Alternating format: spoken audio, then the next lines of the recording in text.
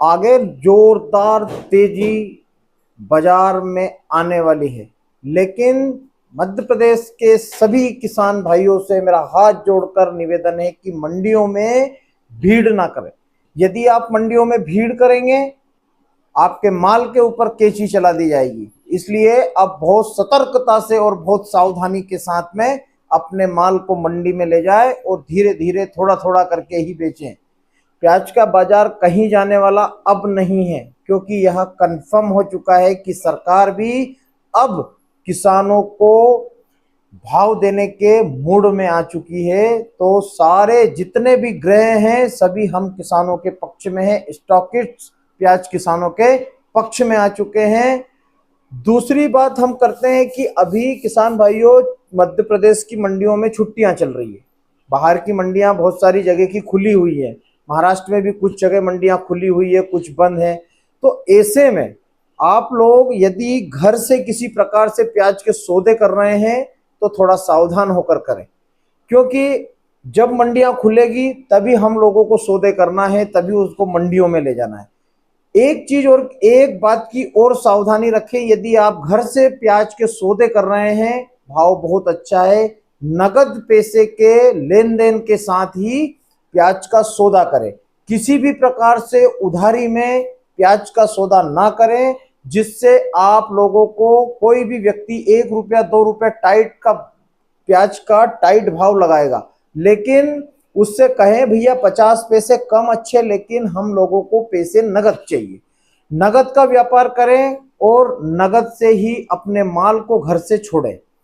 पहली बात तो अभी जब तक मंडियां ना खुलें तब तक हम लोगों को बिल्कुल भी सौदे नहीं करना है। यदि कर भी रहे हैं तो सोच समझ कर करें, सावधानी के साथ में करें।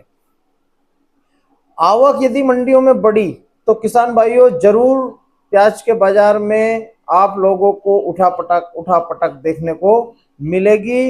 एक खबर और भी है कि सरकार ने जो 20% ड्यूटी कम की है, सरकार हो सकता है तो पूरी ही ड्यूटी खत्म कर दे, क्योंकि सामने चुनाव भी है, सरकार के सामने चुनाव है। यह बात हम लोग बहुत दिनों से इसके विषय में डिस्कस कर रहे थे कि चुनावी साल है, क्या करेगी सरकार, चुनावी स्टंट क्या रहेगा। तो यह चुनावी स्टंट है, क्योंकि पहली बार ऐसा हुआ है कि सरकार ने किसी भी प्रकार से कोई ड्यूटी नहीं लगाई प्याज के ऊपर, कोई निर्यात के ऊपर कोई प्रतिबंध नहीं लगाए।